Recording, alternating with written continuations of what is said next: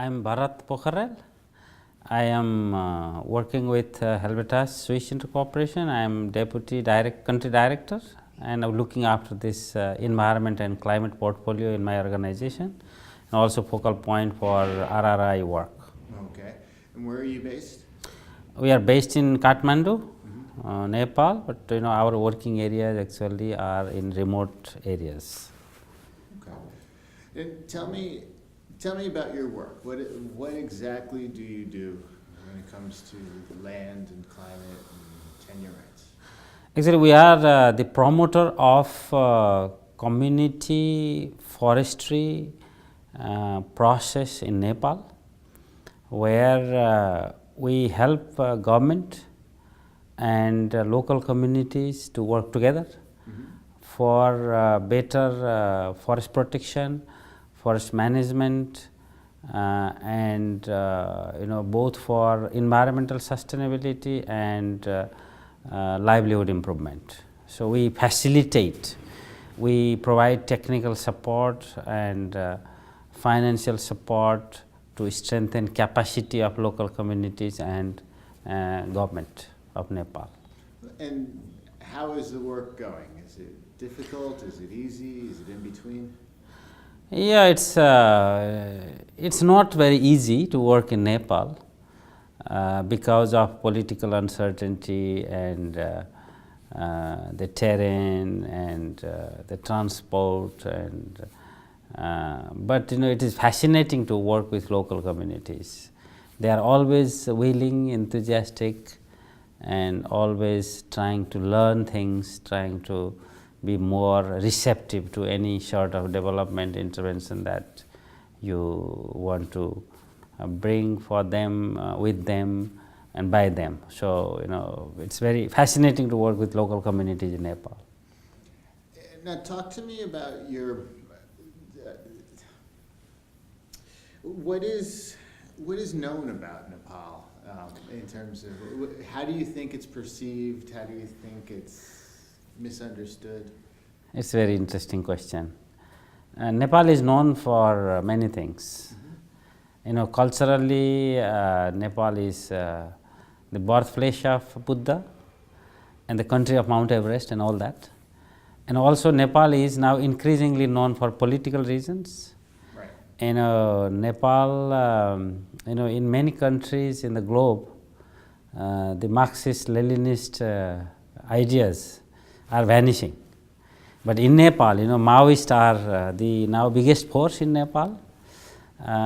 So politically, Nepal is known for radical, sort of change or transformation. Socially, Nepal is full of diversified communities and cultural and social diversity, which you don't find that in a small place like Nepal.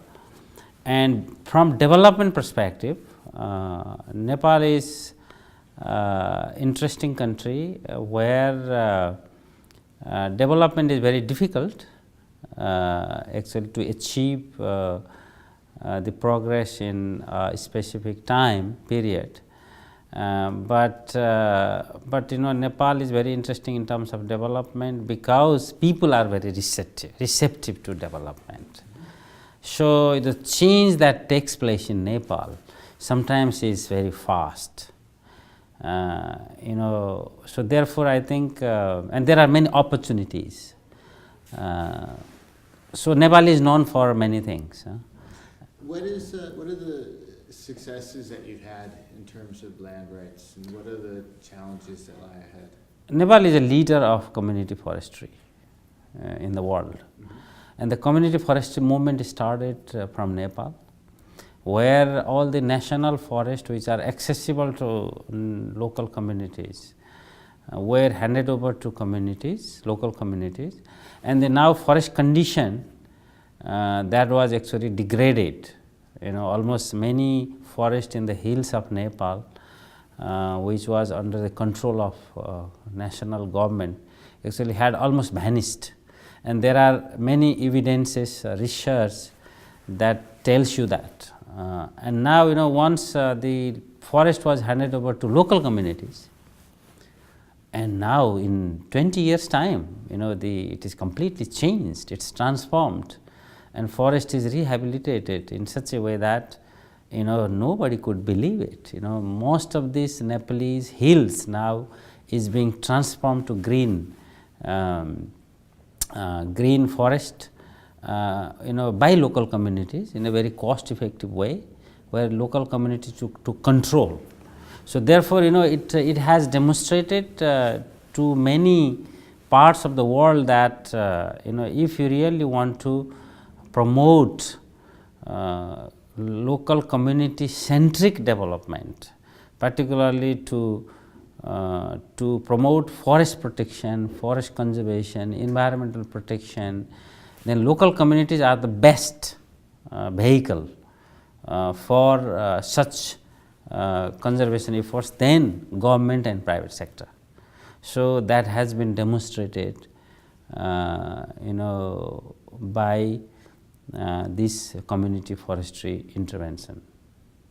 Where has RRI and working with RRI, where has that helped? How has that helped? RRI actually brought two things to us. One is the strength from other organizations, that you are not on your own. So it's a bigger family.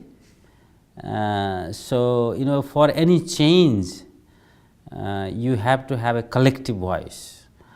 And so RRI brought some strength, bringing all like-minded organizations together to work for common cause.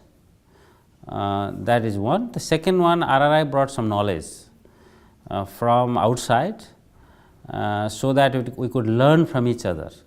So it brought both strength and knowledge. So that is how we fitted, our objective fitted. So sometimes you are working in a local areas in one particular country, where maybe some other countries are working in the same areas, although the context is different, but you could actually you could exchange knowledge, you could learn by successes, you could learn by mistakes. So RRI was there to really bring those sort of knowledge. Is there a country that you felt was most applicable to where Nepal is, that you've learned a lot from? Actually, we have been trying to learn from Latin America how local community based enterprise, forest based enterprise could really contribute to poverty reduction. And we have also learned from others that how community forestry can be a vehicle for more income. And what others have learned from Nepal is that how local communities can be mobilized or can be empowered, can be given more rights and responsibilities to take care of their forest. So they have learned from our processes, from our approaches. So it's a kind of in social mobilization part, we were able to develop some tools and processes, so that others do not have to invest time and energy for that. And now we are trying to learn from others that how these community based institutions and organizations actually can be the managers of enterprise and business and all that we are not very experienced on. And is that Brazil specifically of size? Yes, Mexico could be one where the similar context that you can see, but yeah, there are many other countries that we can learn from. Interesting. What else about RRI and working in, how has that helped in handling some of the transitions, should we say, with the government? One of the good things with RRI is that the tenure, what we call it, we understand by tenure. Tenure is a relationship between resource and people, and the tenure is fundamental foundation for any development. If you don't have secure tenure, then your motivation to invest on resource is limited, because you don't know whether you get benefit out of it, whether you you actually own these resources, whether that really is fundamental, very critical area. And the tenure is also a political issue. It has long-term sort of investment on on the mind of the people, particularly mind of decision makers, the politicians and bureaucrats and intellectuals and all stakeholders. It is something to do with change in mind. So that issue, normally many organizations do not dare to intervene because it is a very sensitive issue. Yeah.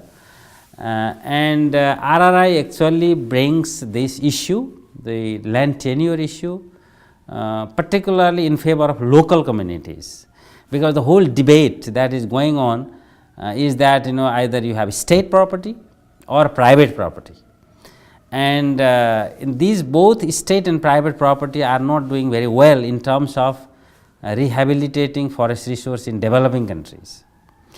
So I think the siren is a bit much. It's not, it doesn't get picked up. Okay, cool. It's very, very quiet. I'm listening to it right now. Okay, sorry. So, this is a kind of wider issue. You can see, private sector is doing well in the West, and the state is doing well in communist country, in centralized countries, in some at least areas. But the whole idea of this having third type of property rights, the community, which is in between state and private, yeah, which bridges gap where there is very weak states and where the individuals have limited rights. So therefore, the whole issue of collective local community tenure rights is very important for us, particularly for a society like Nepal, where both individuals and state are not very strong enough. So therefore, many people say informal sector, this is an informal sector. The promotion of this informal sector is very important for us, particularly for resource management like forest or water. So therefore, I think the value of RRI actually is on that particular aspect, focusing its work on tenure rights for local communities. So it advocates for collective rights, in contrast to private and state rights. Maybe it also considers that state, communities and private sectors should come together, but it favors the collective rights of local communities, which fits very well in our context. Okay. I think that's about 15 minutes. Okay. I'm limited by. Yeah. And I think. Yeah. Do we just need to verify that we have your permission to use the recording for RRI and promoting its work with you and its work in general? Permitted, yes, with pleasure. Wonderful.